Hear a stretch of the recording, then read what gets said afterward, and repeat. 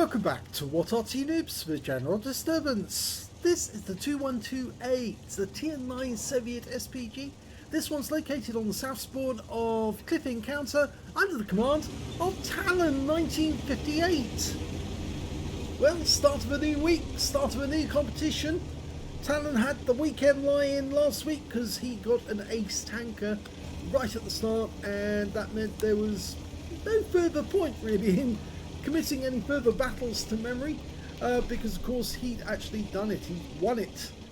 But now he's started a new game, a new week, and that means Angelina75 does have a chance of getting the weekend line now. He fires a snapshot right up on top of the hill. Oh, and he stuns the EBR105 with his first shot, but it was a bit of a snapshot, mainly because he hadn't had time to dial in on the target. Okay, he's got targets now, and in fact he's got an 121B, a tier 10 Chinese medium tank. Makes a rather nice target. Oh, but here's an even better one. It's a 114 SP2. I've seen one of those in battle before, and no, I'm not sure if that hit it or not.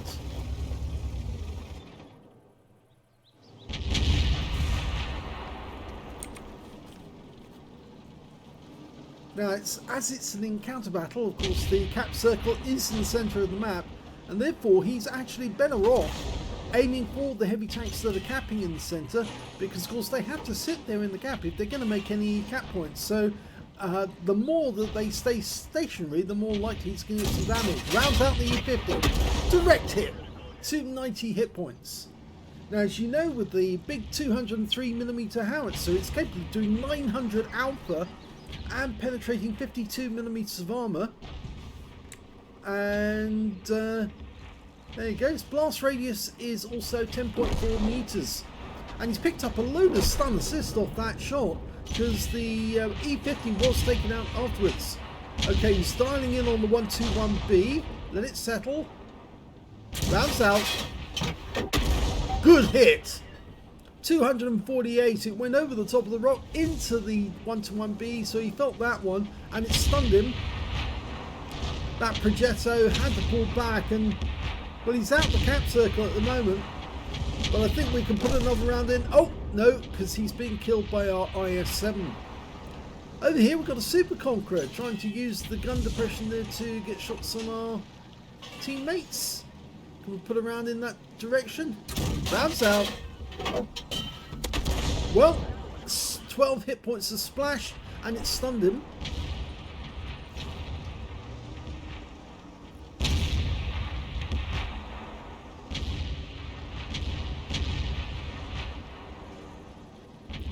Loads of targets to fire at. Dialing in on the Conqueror now. That's a tier 9 British heavy tank. He's pulling back. Rounds out, looks good. Yes! Oh, he got the kill. He dropped in hit points just suddenly, just before the shell arrived, and consequently the splash was enough to take him out the game altogether. Now it's a Wizzy 120 there queuing up with one of his teammates. We're looking round for the enemy Arty. There is two enemy Arty in this game. There's a GW Tiger and a Batchat 155-58. The Super Conqueror has decided to retreat.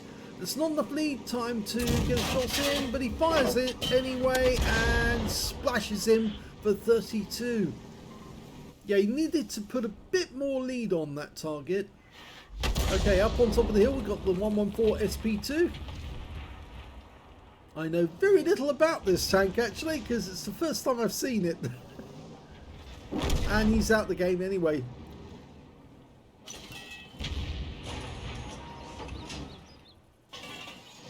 Okay, now I think he thinks that the enemy Arty is up here somewhere. That Conqueror is out the game. Unfortunately, that shell has been wasted. This game is going very quickly. There's 6 tanks up on the enemy now. And Talon's having to move forward because the enemy is basically pulling back. Okay, he's looking around for the tracer to see where the enemy Arty might be. Oh, there's one of them. Okay, well, he's dialing in on GW Tiger. Bounce out. Direct hit! Wipes him out of the game altogether. Must have been a penetrating shot, that one.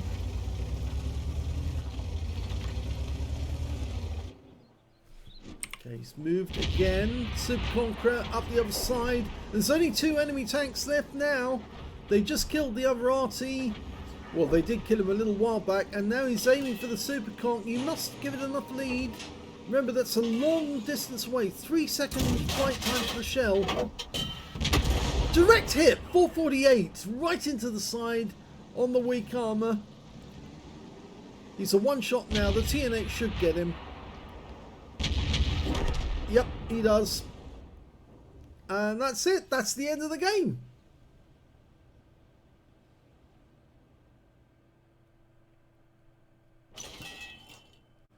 Well, here's the end of battle results, and after that battle, Talon managed to get a second-class tanker and a bruiser medal for getting at least 5 critical hits. In fact, he got 7 in total. His win rate was 2009, which is very good, but it's not exceptional, and I'm pretty sure that Angelina can probably do something better than this. Let's have a look at team score. Well, he didn't get the highest damage in the game. That went to the Leopard 1, who got 4,294 hit points, picked up a Confederate, not a high caliber. 3,557 went to the Gorilla 15, and the 121B picked up 2,573 hit points. So Talon picked up 1,903 from that game alone. When it came to kills, he was actually in joint first place, because actually the highest score was 2 kills to the Leopard 1, the IS-7, the Crampon, Talon, and the TNH T-Viz 51, and only 1 tank on the enemy team managed to get more than 1 kill, and that was the Jaegeru. When it came to base XP, he's in 4th place, because the top scorer was the Leopard 1 with 980, 865 to the TNH T-Viz 51. A Phase 1 picked up 865 as well, and then 862, 3 experience points lower, went to Talon in his 212A. He fired 10 rounds, got 4 direct hits on the enemy, 1 penetration. That definitely was that GW Tiger, I've no doubt about that. Yeah, went straight through him, no problem at all. Very thin armor on the GW Tiger. 8 splashes on the enemy as well, 1,903 hit points, all of it done at more than 300 meters. Damaged 6 of the enemy, killed 2, did 1,398 hit points of stun assist off 7 stuns. On a premium count, he earned 36,717 credits, got 50,000 for completing a mission and events, 86,717 altogether, and after ammunition resupply took away 67,617 credits profit. 1,293 XP times 2 for the first victory, 2,586 experience points altogether. So I suppose, I know we've gone through it before, we'll just have a quick look at the armor profile again for this tank, because it's supposed to be based on the KV-220, so it's supposed to have a heavy tank hull, and it has to a certain extent. You can see at the front of this vehicle is pretty tough armor, 60mm lower plate, actually coming out at 94. Front there's 75, 84.1. Upper plate is 60mm, coming out at 68.7. You can see here the driver's area, it's around about the 60mm, effectively coming out at about 65 because it's angled. The casemate though is very thin armor, only 60mm, so effectively, and it's slab sided as well. If you do hit the side of this vehicle, you're getting only about 60mm worth of protection, but it is all around the sides of the vehicle as well. At the rear, it's the same. At the other side, yeah, of course. So 60mm all around on the casement, as well as mostly on the front of the vehicle as well. So yeah, it does have some armor. So that's 6 centimeters of steel, but it's nothing like as strong as a KV-220. So let's have a look at the modules. Okay, modules, we've only got the driver up front with his viewport there. We've got the transmission in front of him, but the engine is actually behind him because it's a KV-220 in reverse. So the engine is basically now at the front of the vehicle, not the back of the vehicle. And of course the driver has to be placed in front of the engine so you can see where it's going. I know some Arty do put the driver in the actual casement, and so they drive looking over the engine deck, but in this particular variety the driver was up front on his own. We've got the gunner on the right hand side. On the left hand side we've got the that's the TC, and behind the TC we've got the radio operator and the radio down there.